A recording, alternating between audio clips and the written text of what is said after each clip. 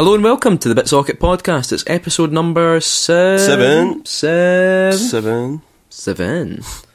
Ooh. You're Scott. And I'm Joe. Oh, the laughs we have. No, I'm your main presenter, Scott White. And I'm co-presenter B, Joe Merrick. I think it's co-presenter C now, actually. Oh God, I've accepted my position, don't worry. Well, you're accepting the downward slope into your eventual position. I've accepted my position, and you've accepted my resignation. Exactly, I have. Thank you about that. Okay, so we've got our usual japes and tomfoolery. I'm trying to think of different words to use, because I think I use the same words at the beginning of every single podcast. Yeah. So, japes and tomfoolery. But we've got our usual features and a couple of new ones this time. Two new ones? Oh yeah, you're right. Two. And one that we couldn't be bothered doing this week as well. So in the time-honoured tradition of every single podcast ever made on Earth, Joe Merrick, what have you been playing? Well, last week I treated myself using the £20 Silverburn voucher I had from my birthday to buy Phoenix Wright versus Professor Layton for the 3DS. And? It's really bloody good. So I've been playing that on my 3DS as I walk into work and as I walk home, because it's the only time I've got to play games right I have a real problem with you What? walking and playing games at the same time. Are you worried about me? No, I just think you play like a dick. It's like, you ever see someone walking about with a book? I know. And you see them walking about saying like, time right, I'm watch where you're going. Are you not scared that some guy's just going to be like, right, I'm having that? No, because I don't live in a world where everybody's a criminal. What world do you live in? I live in Crim World. Crim world. I don't know, I mean, I don't know. Can I talk about the game? Is it okay to well, talk about the fine game? then, I talk about the game Okay. if you must. I'm a big Phoenix Wright fan, but I've never played. That's okay. But I've never played a Professor Layton game before. Now, what's good about this is that the adventure bits in Phoenix Wright have always been the sort of weakest bits of the game. You know, the court bits have always been the best bit because it's where the drama is and where the puzzle solving is. But the adventure sections have always been just wander around, hunt the pixel, show the object to the right person. Whereas in this one, the adventure sections are Professor Layton. Adventure section sounds like a good name for something, doesn't it? Yeah, adventure section. Sounds like a surgery or something. It does. Sir, it's his adventure. We need to take it out. It's Harrison Ford lying on a table. Oh God. So in this game, the adventure bits, you go about, you talk to people, but you have to solve puzzles. Like, you get given puzzles. Sometimes they've got something to do with your situation. Sometimes they're completely disconnected. It's like, it doesn't matter, unconnected at all, But that's great. It's really good. Good sense of humour, lovely art style, anime cutscenes, and it's just great to play another Phoenix Wright game. So, yeah. Sounds good. I might give it a wee shot. Yeah. What have I been playing this week? What have you been playing this week? Thanks for asking. I've mostly been playing Persona 3 on the Vita. Yep. So it's the P3P, the portable version. I bet they thought that was so clever. Yeah. Like, we got P3P for the PSP. Grang! No, it's really good fun. It's funny because you're playing it as well, but you're playing the FES, PS2. The PS2 version of it. So it was like the second version that came out for the PS2. I'm loving it. I'm really, really enjoying it. It's, I really like the story, the characters. I mean, at its core, it's still got that great fighting system that I loved from the fourth game. I don't know, I feel bad because I know a lot of people keep telling me how good Persona 3 is, and I see it. But I think my problem is, because I played Persona 4 first, I fell in love with those characters, and I fell in love so quickly, and I think there's a lot more heart to the early story in Persona 4, and I think that's what draws me in more. It's like, I know Persona 3 from when I say that to people, they're like, oh no, but wait, and I know something good's coming, I know I'm going to get that, but I think Persona 4 brings you into it quicker, so you're less of an outsider, like you're part of a family unit to begin with, and you've got that whole kind of, there's a sadness there that kind of pulls you in, makes you want to know more about these characters. In Persona 4, I should say. Persona 3, it feels a wee bit more like you are an outsider. The character feels like a lot more of a cipher than he did in the fourth one. He felt like he had a bit of a character individually, whereas this one you don't feel that way as much. But I think the game is still brilliant, and I'm enjoying making the social links and things like that. I think it is. It's a brilliant portable game because you can just turn it on for half an hour, do a bit of fighting if you want, but I'm usually most of the time just spending time working on my social links, studying, and making the game sound tedious and boring. So with that done, should we get on with the show? We should indeed. What's up first? Well, it's got to be the 5 minutes in heaven, because that's the second feature we do every time we record. Let's go for it. Here we are, it's another day, it's another 5 minutes in heaven with Joe. So Joe, are you excited about today's 5 minutes in heaven? I'm pretty excited actually. I hope you've chosen a good one for me today. Well, I've chosen a timely game. A timely game. That's right. We've chosen the Destiny beta because, you know what, it was free. And you know I'm shite at shooting games. I know you're shite at shooting games, so I can always do a laugh. With my performance at Sniper Elite not enough to tell you. That's a bit different. I don't think you're going to throw up after playing this one, so I hope not anyway. Oh, do we get slow motion shots of people's skulls getting cracked? No. Okay. Well, maybe actually. Right. Okay, so it's loaded up. We've loaded up just onto Russia, and we're going to start it now. Okay, so I'm in the middle of a big snowy field, and there's a space shuttle sort of just ready to... Oh, wait a minute. There's a space shuttle with a couple of big giant balls on top of it. Destiny, for those of you who somehow managed to miss it, Destiny is the new game from Bungie, the guys who made the Halo games. And Marathon. Very good, Joe. And Myth. It's a science fiction shooting game, which should come to no surprise to anyone at all. Set on a kind of... how do you describe it? A kind of destroyed Earth, where Earth's kind of covered in these kind of big monsters called the Fallen, and you play a Guardian who is kind of unclear at the beginning of the game, but you've been dead for some time, and Peter Dinklage is a little robot who brought you back to life, so... Is that the same for everyone then? So everybody who plays the game is a guy who used to be dead and who used to be dead. He used to be dead and is now alive. So it's a big one. It's an online game, isn't it? It is an online game, yes. Right. Okay. I mean, that's what I'm assuming. But the folk I'm shooting right now are not real folk. In the Earth sections, you only fight AI characters. Right. There is what they call in this, a PvP section, which is just your regular kind of multiplayer competitive style game. But no, these are just AI. You can fight with people, as in like people can be your pal, and you can dance with them and do things like that. But how do you dance? It's I think it's left on the D-pad. No, that's right, how you point. Right on the D-pad. Right in the Oh, there we go. Dancing, doing the robot. Undead robot. Well, that's the thing as well. My character is a robot. Oh, right. So how did he used to be dead? It's really robots. Well, I'm assuming the concept of life and death. Has this game answered that question? Well, maybe the robot was just turned off for a while. Alright, okay. That's not very exciting then. Right, Right, okay, what am I meant to be doing here? My God, aim down the sights. What? L2, if you want to hit something. Okay. Jeez, is that not called quick scoping? Is that not meant to be a bad thing? Quick scoping is when you would only tap it. I don't know. Oh, it's a shooting game. I don't know. Right, okay. I mean, I seem to be doing quite well. I'm shooting these guys. Let me tell you about Yakuza. Yeah. You're one of those Jehovah's Witnesses that chaps at the door. It's like, can I tell you about the mystery of God? Is that my health recharging at the top now? That's your shield, which is also kind of your health as well. Right, okay. Right, what am I meant to be doing? I'm in a big sort of... So you see the marker behind you? Oh, that, yeah. So you're meant to be going there. Okay. Then when you get there, you get Peter Dinklage to scan it for you. Deploy ghost. So deploy him. Hold it down. Alright, okay, sorry. Sorry, I'm not very good with modern games, the controls and stuff. Like, okay, God's sake. Look at that. This is like Star Wars, isn't it? You sound like what Mozart would sound like if you handed him a keytar.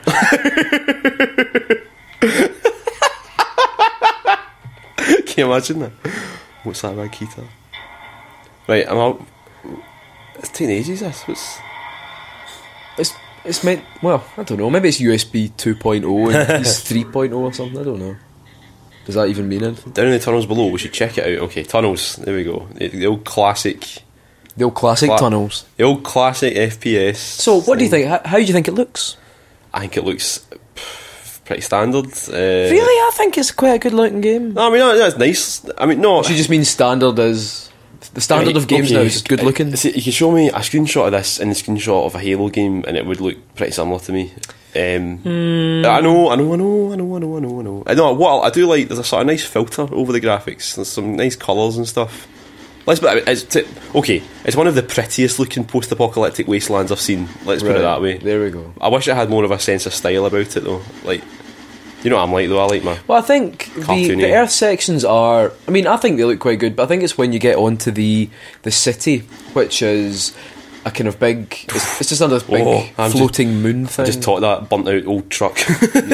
You did. And that bush. I'm so bad at shooting games. It's actually funny, because I was saying to Alison last night, it's like, I bet if Joe plays this, he might be quite good at it. And it's funny, it's almost like you just have this thing where you just can't play them. It's like me and driving games. You know what I like? I think it's because I like games, like arcadey games, where you sort of lock on and it does the shooting. You know, it does the aiming for you. It does the aiming for you. You just have to, press the shoot button. Whereas as soon as it comes to aiming, I don't know what I'm doing. Oh, is that That's more baddies. Oh, for fuck's sake, here we go. What's a shooting game? But I know, but I know, but I didn't think they'd be baddies. If you get one of them aimed, you can throw your knife at them using how do R1. folk play shooting games? It's impossible. Look, see, they keep moving, right? So you can't actually. What? Oh, it's 5 minutes up. I barely got anywhere. For God's sake, right? I need. Right, well, I need to stop playing now, don't I? You do. You can't even pause the game. can't even do that. Oh, God. Wow. So there we go. So that's Destiny, a game which I'm actually quite excited about because I think it provides quite a good, fun, solid experience. Its main game's all about co-op, but it does have quite a good, fun multiplayer, and it's got a nice wee science fiction edge. Joe, on the other hand, no, okay, it's really good. I can understand when a game is good and when a game isn't good. I am not good at it. It's a good sentence. I know, but I am not good at it. I good. Game good. Me not good. Wish good. Oh God, I'm just rubbish at shooting games. Okay. Yeah, but you gave it a good try. You gave it the old college try. No, it's good. I like it. It's good. I can't stop saying it's good. Right, it's good. so, I've got a problem. So compared to the Apex, because I believe the Apex is still Dynasty Warriors. It's not as good as Dynasty Warriors. It's not as good as Dynasty Warriors. Yeah. There we go. It's not as good as Dynasty Warriors. It's not as good as. Imagine they put that in the box for Destiny when it comes out. Not as good as Dynasty Warriors 8XL. But Socket Joe. It's definitely not as good as Dynasty Warriors. It's better than. I can see on your shelf you've got Sniper Elite 3 and Killzone Shadowfall. Don't tell people. Now I know. Now I've played Killzone Shadowfall. It's better than Killzone by far. Right. I think I had more fun there than I did with Sniper Elite because at least in this game I got to choose who I was shooting. Whereas in Sniper Elite I felt like I was just it was a marker over each guy, like shoot this guy. Yeah. So it was there we go. Well, that's good then. Well, I'm glad I could bring just rubbish at it. Some light into the thing your is, life. I think if I did give it some time, I'd get better. Because surely you must get better at these games if you play them enough. I think it's just a natural thing. It's like, surely if I play enough football, I'll be as good as Ryan Giggs. The thing is, I've done real life shooting. Ryan Giggs? Is that my go-to? Aye. I've done shooting in real life, like a shooting range, and I was really good at it. I bet everybody else I won, right? You know? But anyway. Alright, John Matrix. I've done a shooting. I've done a shoot. It was me. Well, that was 5 minutes in heaven with me, Joe Merrick. And then what we got next, Scott? Well, up next we've got that feature that never really went away. We just changed how we did it. It's been in our hearts all along. It was. What is it? We've always loved it. What is it? Tell us. It is the Shotgun Top 5. Shotgun Top 5. That's right. So this is where me and I Joe... like Shotgun Top 5 because it was me that came up with the idea. Very good. So Shotgun Top 5 is where me and Joe think up a top 5 and we give it to the other person and they've got to try and give a decent list. Right, would you like to go first or would you want me to? Right, no, you go first. I'll challenge you first. Yeah, you challenge me first. Okay. Challenge my hive brain. Okay, top 5 cutest characters who you wish existed in real life and were your pals. Oh, this is actually... Oh, you know, this is an easy one. Solid Snake. Right, so what I'm going to do is I'm going to give the characters but not in a order first. Okay. So Drippy. Yep. Teddy from Persona 4. Okay. Big fan of him. Yep. Although probably more when he's in the suit. When he gets in the suit, less so. So let's have a think. Sackboy. 100%. I love Sackboy. Yeah. I know a lot of people aren't big fans of Little Big Planet games, and I respect that. I love them, however. Yeah. Kirby. Yeah, okay. And Toad. Captain Toad, specifically from... okay, I thought you meant Mario. Toad from fucking... Slippy Toad from Lilac Wars. Slippy Toad. It's like, Oh, you meant Slippy Toad in real life? Nobody wants Slippy Toad to be in real life unless, they were like to kill him afterwards. Slippy Toad's a bit like... You remember that episode of The Simpsons where they had a Harry Potter joke? Yeah, and he was like, aye. Kill me! Yeah. That's what Slippy Toad would be like. Yeah. So I'm going to put these in order. Yep. This is the fastest top 5 I've ever done. I'm actually shaking a wee bit here. No. So let's have a look here. Are you sweating? So number 5 would be Teddy. Right, okay. Number 4 would be Kirby. Mm-hmm.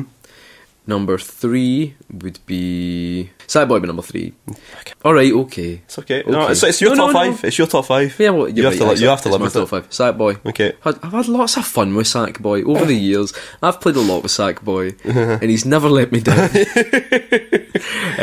Number 2 would be Captain Toad, okay. And number 1 has to be Drippy. Of course, it's Drippy. Of course. Of course, it's Drippy. I love Drippy. What? I love you, Drippy. I love Drippy. Yes, he's one of the... If you've not played Ni no Kuni and you don't know what we're talking about, even just watch our cutscene. In fact, no, watch our video about it. Because we need the views. So we can get some of that Total Biscuit money. Imagine Total Biscuit money. Did Namco ever pay us for that, by the way? I don't think they did. Okay, so now I've got to come to a top 5. Now, mine is a wee bit... Mine is... Well, I suppose that one was quite subjective as well. Yeah, I think you're going to... They're meant to be subjective. Okay, then. But you're not going to like this one. Oh, God, here we go. Top 5 shooting games. Top 5 best Star Wars games. Oh, that's hard. Right, okay. Rogue Leader comes to mind. Okay. You can only have one per series, though, so you can't have, like... Oh, well, 1, 2 and 3 of this. No, one per series. Okay. Is there even 5 good Star Wars games? No, there's not. There's definitely not 5 good series. I can think of a good couple. Okay. Rogue Leader. Okay. I've said that. I've said that, and I'll say it again. So it's 2 done.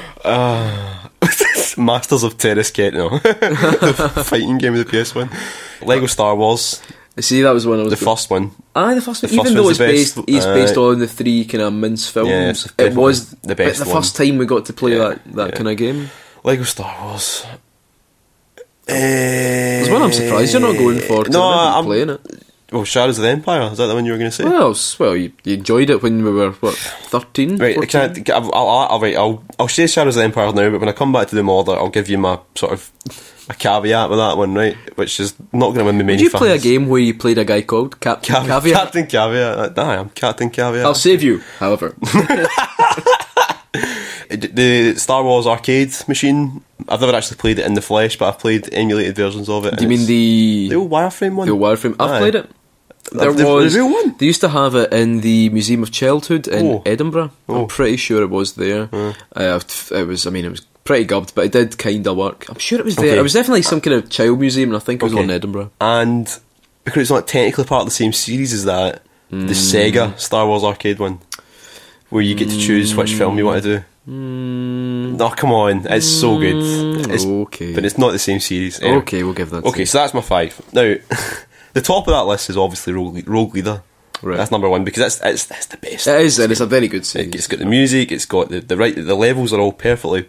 You know, I mean, it's difficult, but it's arcadey and it's rubbish how it's never came back. Like, I know, the last one was GameCube, wasn't it? And it's never appeared since. Looks beautiful. Has all the best moments. The thing about Star Wars for me is that it's the space fights in Star Wars are the best bits of the films. You know, was the opening level the Hoth fight in every single game though? No. So that's what, for some reason, I always remember. It's like pretty much. Oh, it's the third Rogue Leader game. Hoth level again. I know. Every bloody time. Okay, so I think number 5 is going to have to be the arcade machine. Because, the original? Yeah, the original arcade. I mean, I love it, but it's been surpassed. Okay, so number 4 is going to be certain bits of Shadows of the Empire, right? The beginning of the game on Hoth is great. Well, the Hoth flying bit, not the Hoth walkie bit, because all the walking levels in that game are... I mean, I know Barry from One More Go is going to scream at me when he hears this, but they're shit, right? But the opening level in Hoth and the closing level, the big space battle, are incredible in that so it's game. A bit like a Princess Bride cut of Shadows of the Empire. Yeah. That only works if you've kind of read the book. Yeah. If you've not read the book or seen the movie for Princess Bride, what are you doing listening to it? I know. Number 3, Lego Star Wars. Number 2, the Star Wars arcade machine by Sega. And of course, Rogue Leader's number 1. Yeah. So there we go. That's a good selection. I think it's not easy. It's the weirdest thing. I want to expand upon my Lego Star Wars one as well, though. The reason it's the best is because the levels are not too big in it. Because the levels got... In the second Star Wars one, the levels were huge and they took forever and it was just boring. Yeah. Whereas in the first one, they were dead short.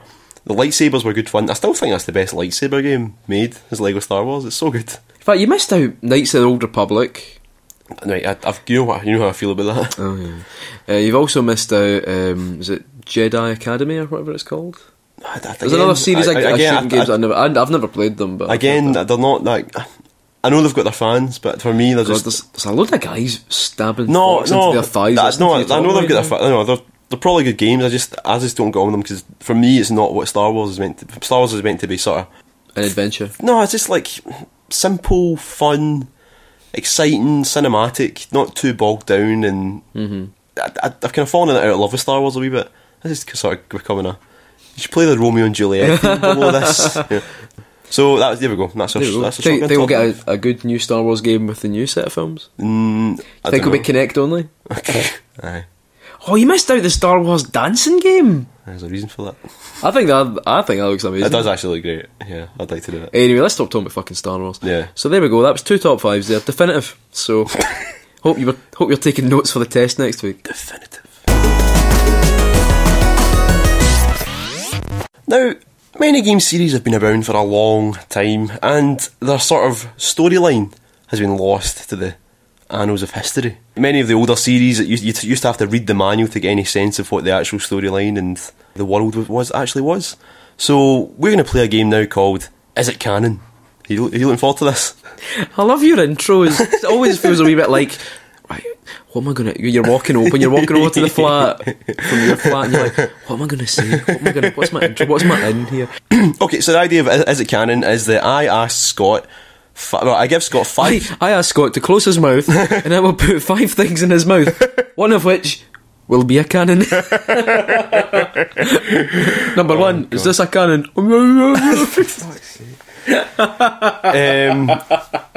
So the idea of Is It Canon is I say 5 statements about a game series, a chosen game series, and Scott has to guess if they're true or false, and therefore canon or not. The rule is, if it's been written in any official document associated with the series, then it is canon. So not including DeviantArt, and we're not including Wikipedia No, entries? we're not. No, Wikipedia is not. No, it's got to be on something that has been officially licensed. Right. Or from the horse's mouth itself, okay? And the first series is, of course, Sonic the Hedgehog. Oh, right. Any old bollocks goes there. No. Okay. Right, okay. First one. Right. Rouge the Bat. This is starting. For those of you who aren't familiar with Rouge the Bat, Rouge the Bat is... No, here we go. Are we at? Okay. There's no. Rouge the Bat is a government agent tasked by the President of the United States to find the ultimate life form. That's true. That's canon. That is canon. That is actually canon. And it's embarrassing that I know that's canon. Sonic's dad brokered a deal with Robotnik, betraying the animals of the forest and therefore turning them into robots. Remember, any official document or officially made cartoon or comic or anything associated with Sonic counts. I'm going to go for canon. Nope. Made that up. Not, I made that up. See, the thing is, it almost sounds quite good, but it sounds like a kind of Sonic 2006. Alright, you got me. You cannoned me. That's canon, you. Right into the sun. Oh, God. Are these all about Sonic? They're all about Sonic. Right, okay. Right, number 3. Sonic was originally black, but after being given shoes by Dr. Kintobor to make him run fast, he ran so fast that the supersonic waves turned him blue. The thing is, you're using names like Kintobor, which are making me think this sounds... I'm putting in little things that like are for real. the cartoon or the comic. But they are still canon because Sega let them happen. Sega let them happen. That's the rule. That is the rule with Is It Canon? Right. The thing is with Sonic is it all sounds true because it's all rubbish. Yes, canon. I'm going for that's canon. You're right, it is canon. Way! Where do you think that came from? That's the comic. It came from a colouring book that I got. Wait a minute. It doesn't count if you coloured them in black and then... No, because there was little bits of storyline next to the pictures. How do you remember that? Because I just do. I remember these things. Why do you remember that? I got it from a school book fair. The only book I got was a fucking colouring book. A Sonic colouring book. Right, okay. Number 4. In Sonic Underground, which is about Sonic and his brother and sister finding their lost mother through the power of music. I'm glad you included the power of music there, 'cause it was very important. It's essential to the series.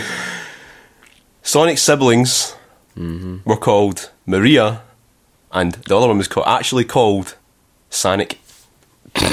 No. You know what? Since you came with Maria, I thought, I think that sounds right, but no, Sonic, no. No, it is not canon. Okay, you're right, it's not canon. But can you guess their real names? Dippy and Bippy, I don't know. What are their real names? Sonia and Manic. That's pretty much Sonic. Sonia and Manic.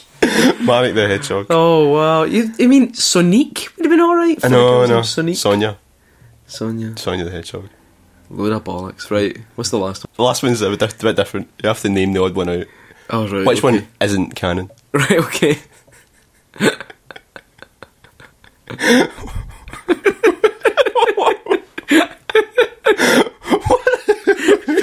What? Because you're already laughing at what obviously is a daft name you've invented. I know. Davy the Badger. Sonny the Hedgehog. Knuckles and Kidna. Oh, Davy the Bird. you've kind of given it away. Alright, go for it. Okay. Go for it. Davy the Bird. Okay. Pat the Crow. Okay. Alright, okay. Which one is not canon? Okay. Right. Amy Rose. Right. Sally Acorn. Right. Porker Lewis. Say Porker Lewis. Porker Lewis.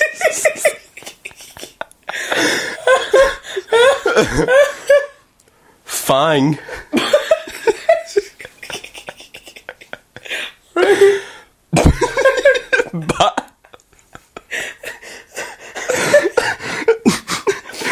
Barry the Badger. Or Bark. Which one? Which one is not canon?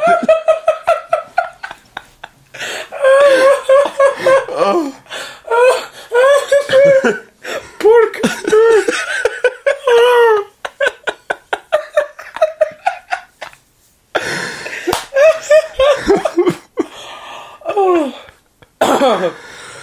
At least we're amused. I'm going to go with Barry the Badger. You're right. It's Barry the Badger. What was Bark? Was that a dog? No, I think it's Big Bear. I think. Why not? He's in Sonic the Fighters. Oh, really? I can't check my phone now, but he's in Sonic So wait the there, Fighters. so Amy Rose, yes. Yeah. Sally Acorn. Yeah. Who was Sally Acorn? She was in the cartoon. Who is Porker Lewis? I know. He's one of the freedom fighters from Sonic the Comic. Oh, load of shit. Oh, goodness me. Right. Barry the Badger. Barry the Badger. Fang and Bark were both from Sonic the Fighters. Yeah, well, is Fang not the one that's got the guns? I think so. He's like, it's like a kind of coyote or something. He's something got like like that. 2 pop guns, and you can actually just spam that attack the whole time and just win, which I've done multiple times. So that was Is It Canon? Is It Canon? With Joe Merrick. We also have another new feature here for you. Now, this is also from the brain of Joseph Merrick, so if it is boring, let him know. So, I've actually come with the title, though, because he was like, oh, it's kind of having a big debate. So, we're going to call this feature, Devils May Advocate. I refused to tell him the name of the feature, so I could get his reaction there. So, Devils May Advocate. That's so good. So, That's so good. That's so good. Well done. Let's stop now. Right. Okay, the idea. Okay. Oh no, you go. It's your idea. The idea with this feature is me and Scott have a big topic. We've got to choose opposing sides through the law of tossing a coin, a coin toss. A coin toss. And we battle it out. For a couple of minutes, just with our opposing views, and then you guys on Twitter and Facebook let us know who you agree with, and in the next podcast we reveal who won the debate. So I'm trying to think, how are we going to find out? Just tweet us. Just tweet us. Tweet us on Facebook. You know, it's not. Tweet us on Facebook. It's not a fucking Says you're old, presidential election. Tweet us on Facebook. Tweet us on Facebook. Give us a like. Send us a Twitter. Get on the Bebo. Okay, so I've got the big Luigi coin. The Year of Luigi Nintendo Club coin. I don't want to be tossing that too much. Lose its value. I'll toss as much as I like. Right. Okay. So do you want to? So we'll go for. Well, no, wait, no. We need to reveal what the topic is. Oh yeah, aye, good point. So this week's topic that we're going to debate is in-app purchases, because well, why not? It's the first thing that came to mind. So how about the hat iGo Pro? No, Hat's Pro. Hat no. iGo Pro. Tails iGo Pro. Yeah. Nobody wants to be pro. I know. Right. Yes. Right. Okay. So. The reason why I think in-app purchases are brilliant. Okay, let's go for this. Go on you go. Okay, so we'll get so we've got a minute each. Yeah. So let me bring up a timer. The BitSocket timer, which Yeah. is just pretty much whatever timer is on my phone. Right, okay. Okay, 1 minute 1 minute starting now. Now, I think the reason why in-app purchases are a great idea is that it allows you to play a game for free to begin with, and you get to kind of try it out. You get to maybe see if the mechanics suit you, if the game's the kind of thing you'll enjoy, without having to actually spend any money. Now, a lot of apps, for example, looking at the iOS store, you've got a lot of kind of small charges you've got to actually just buy the app. So you've got maybe 69 pence, but then if you even spend 69 pence on something that's not very good, it's still a waste of money. Whereas games that allow in-app purchases, so the upfront cost is nothing, you can download it, give it a try, and if you enjoy it, you can decide to invest some money in it and your time. Otherwise, you can just be like, well, fair enough. You can just discard it and try something new. And I think it's a good way for developers to make a bit of extra money, because once you've got the 69 pence out them, minus whatever charges from Apple, that's all they get. Whereas in-app's a good way to support smaller developers and things like that.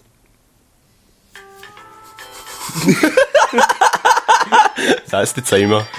I love that timer. It's Well, not letting me stop it though. No. It's actually crashed my phone. Right, okay, so... Right, very good. Now Joseph is going to be anti in-app purchases for 1 minute. Let's be honest, I've won. 1 minute starting now. What Scott forgets is that it's not What, only free games that have in-app purchases in them. Now, it's bad enough for the free-to-play thing where you get a game that's designed badly and it's full of in-app purchases so that they can just eke any cash out of you at all. They design the game so that you have to spend money in it to progress in it. But it's even worse nowadays when you buy a full price game, 40, 50, 60 quid even, and you have to spend real life money to get the full benefits of the game. Oh, it's a choice, they say. You can either grind through the game normally, or you can pay money to make it a little bit easier. But no, why should we grind? Surely the game should be made in such a way that the grind doesn't feel necessary, that it's just fun to play the game in the first place. In-app purchases are a bad thing because it allows developers to lazily fill their game with over-bloated, ancient mechanics, taking out the fun and giving you nothing but a choice but to pay money to take the pain away. Free-to-play games are bad enough as it is, but this common trend of having to... Oh. I think I won that, to be honest. Well, at least I finished it within the timeline. That's what I'll put on my tombstone. So who wins? You decide. Tell us on Facebook and Twitter who won. Who won? Who is the Devil's May Advocate? Who won Devil's May Advocate? You wouldn't go to that lawyer company though, would you? No, you wouldn't. Lawyer company? Lawyer firm. Law firm. Fuck it. Fuck my mouth. Now it's that time of the year where we answer some questions. So we've got some questions from Facebook and from Twitter. So we'll start with Craig, who's at CP Wilson on Twitter. It's a quick fire round. So you ready, Joe? Okay, here we go. 2D or 3D? 3D. Oh shit. Stealth or action? Action. First or third person? Third person. Princess Peach or Princess Daisy? Princess Daisy. Your place or mine? My place. I can't believe I said 3D instead of 2D there. Just looking at second myself, but... You're shaking. I know. But there we go. There you go. Well, now we know something about you. We know you're a dick. Okay, this is a question here from McBee Pete. Okay, Super fan McBee. McBee Pete. It's, are you delighted by how your TV pilot went? In brackets, as you should be. Thank you, Pete. Thank you, Pete. On reflection, is there anything you would have done differently? I think for me, I think it would have maybe been... And not going too much into it, probably I'd have maybe liked to have released it a bit earlier. I think that's the one thing for me. I'm like, it was kind of out with our control though. So it wasn't about that. No. But talking about the pilot by itself though, I'm pretty proud of it. I think if we were to start making that, if we started doing BitSocket back when we started it, and we did that from the very beginning on the internet, I don't think it would make as much sense. But in the context of television, when we made it saying this is for television, I think it's pretty much bang on what it needs to be. You know, it's sort of, I don't know, I like it. I think there's lots of little things we could fix about it. You know, little things we could tighten up. If we had more of a budget, we could have a better studio and all that. But I think we did pretty well. So. And it's something I really enjoyed making it. Yeah. Well, I understand that there's bits of it that people like and bits of it people don't like. It seems to be there's no consensus on what the best part and what the worst part is. People who like Game Cops don't like other parts. People who don't like Game Cops like the other parts. So I think that's good for a TV show to have. You're never going to win over everyone in one go. And I mean, a lot of the things I would see from people say, "Oh, I really enjoyed it, but why didn't you talk about Spelunky when we talked about this game?" Only so much and I think it was a kind of, we had to kind of, it wasn't part of our brief, but one of the kind of ideas behind what we were doing with the pilot was it was meant to be very open and inclusive. Yeah. And I think sometimes talking about games like Spelunky, which are important great. games and great fun they're games, great. but they're no games that I think you could get someone who's maybe not into games as interested in, whereas Mario's a name they know, Sonic's a name they know. And Cannabal's so simple to play and easy to get as well. And you kind of build on, what you want to do is you want to kind of build foundations and then go from there, whereas I think starting too hard with something a bit more complex, I don't think would work as well. Yeah, I think the idea was to make the first episode about platformers because they are easy to get into. Whereas, if taking that format forward, if we did have a TV series, we would do shooting games, we would do RPGs, and that's when, if there was an audience that stayed with us, they would learn more about more complex and in-depth games. And you've got to remember, the audience for TV, you're not always going to get like a bunch of guys who have grown up, kind of like we have, almost kind of as part of the culture. You're going to get a lot of people who maybe aren't into it as much, who you kind of want to get kind of on side and things. But so I'm proud of it, but I'm also happy to read all the comments and the criticisms of it, because I like having somewhere to go now. Even if I don't know what we're going to do with it, but if we do go back to doing that format again, it's great to have all these nice comments from everybody who's seen it, and comments saying what we can do better, because I like knowing what we can do better. So there we go. Yeah. Up next we've got Charlie Cookson, who's at Arachnofuck. He's won. You've won a prize. Prize is an answer to your question. The question is, what are some of the best video game bargains you've ever picked up? Now, we were actually, fun enough, we were talking about this last night. Because it was kind of like one of those, I was like, we got this question. What do you think? For me, I mean, a lot of mine are kind of Wii or Wii U based. Because I actually remember when I picked up the special edition of Lego City for the Wii U for a tenner in HMV, because they were shutting down, so that was good, because usually that game still goes for about 40 quid. I know. But I got Xenoblade for the Wii for about £12. How much did you buy Pandora's Tower for? It was £14. And how long ago did you buy it? About maybe, when did you review it? It was last year. So I bought it last year. And you're still on a cellophane. That's so much of a bargain, I can't bring myself to open it. The Wii's a good one, because people don't know the value of the games most of the time. People who work at shops anyway. So I got the Metroid Prime trilogy for 12 quid. I hate it. I hate that you've owned I know. it. And then I looked on eBay and it's worth like 60, 70, sometimes 80 quid. Yeah.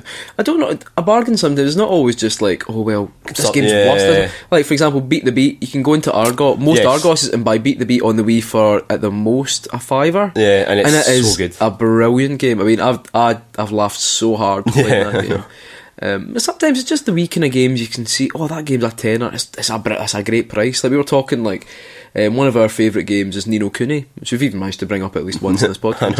I know. And you can go, and they do these sales on the PlayStation Network every so often, and you can get that game for like a £5. And you think, that is a joke. That is an amazing price. Aye.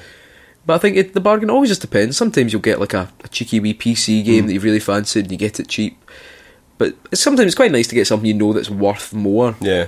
But I'm not a reseller. Like, even when I don't sell games. When I was getting rid of some older games that I did own, like games like Shenmue 1 and 2, because I didn't have a Dreamcast anymore, I was actually happier to sell them at just a lower price, right? Because folk were like, I'll buy them both off you for X amount. I was like, I'd rather they went to somebody who, maybe, I know it sounds that, maybe I'm just an idealist at heart, but go to somebody who's always wanted to play them but doesn't want to go online and have to spend £50 for Shenmue 2. Because I always think that's the worst thing. It's like, these games may never come out in HD. Yeah. Sega may, but they may not. And all folk do is talk about how great they are. Yep. But they make the price of entry when they're trying to sell their old copies of it so high that people just can't. Because you can buy a Dreamcast for 15 quid, but you can't buy most of the good games for the Dreamcast for less than maybe 30. What do you thought about Sonic Adventure's like 3 quid most of the time? I've actually got. If you want a free copy of Sonic Adventure, contact me. But is it canon?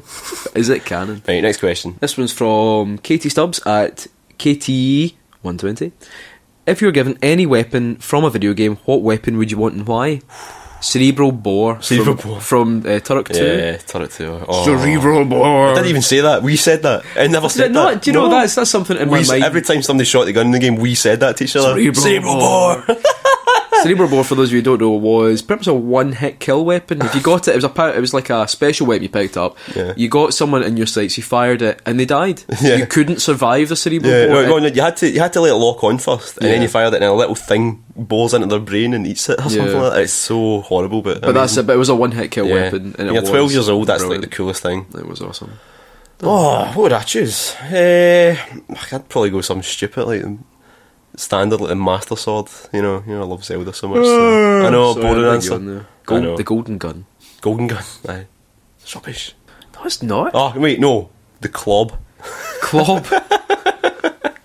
I used to never get how folk hated that gun because I still quite liked it. It's rubbish. It's rubbish, but I quite liked it. I did. Double Clobs. Double club. I'd like double Clobs. Double club, you mate.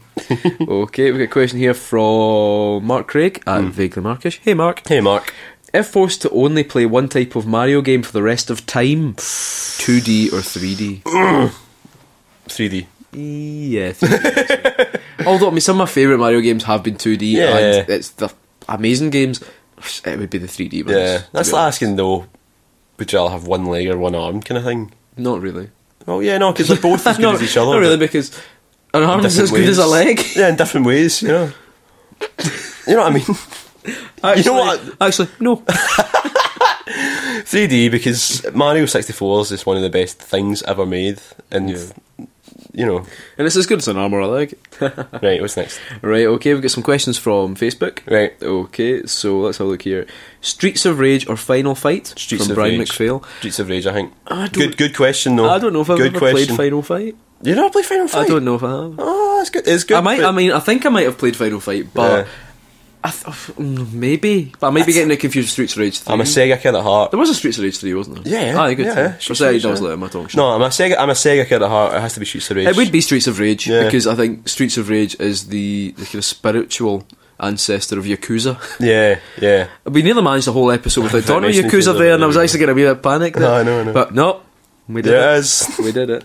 Okay, Mark Patterson, why does Joe exist? Well, Well, why does anything exist? I know. He's as important to me as an arm or a leg. My mum did say to me one day, because I'm a lot younger than my siblings by quite a stretch. The closest one to me is 11 years older than me, and the rest are much older. My mum once turned to me one day and said, Joe, you're the best accident that's happened in this family. And I went, what? And she went, oh sorry, I meant surprise. And that's the only joke my mum's ever told. Yeah, joke. Okay, and one last question. This is from your fiancée. Oh, okay. You met her yet? No, not yet. It's an arranged marriage. She's coming over the win. What is your favourite childhood memory of each other? Favourite childhood memory of each other? Right, can I tell you the funniest one? Yeah, okay. It's not. This isn't really my favourite, but it's one that my family tends to talk about quite a lot, especially my mum. Right?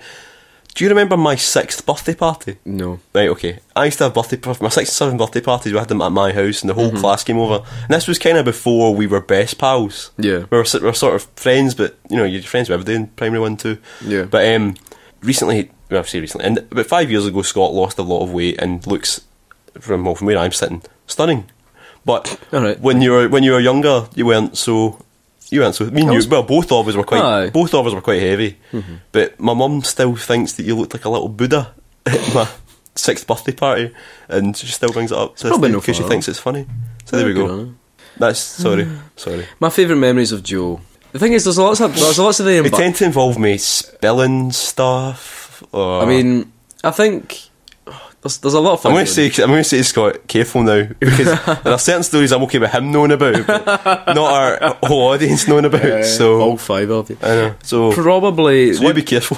one of the ones I remember the most, certainly childhood ones, was one of the I don't think it was one of the first times you came over to my house when I was younger. But it was we were young though, maybe 10 or 11.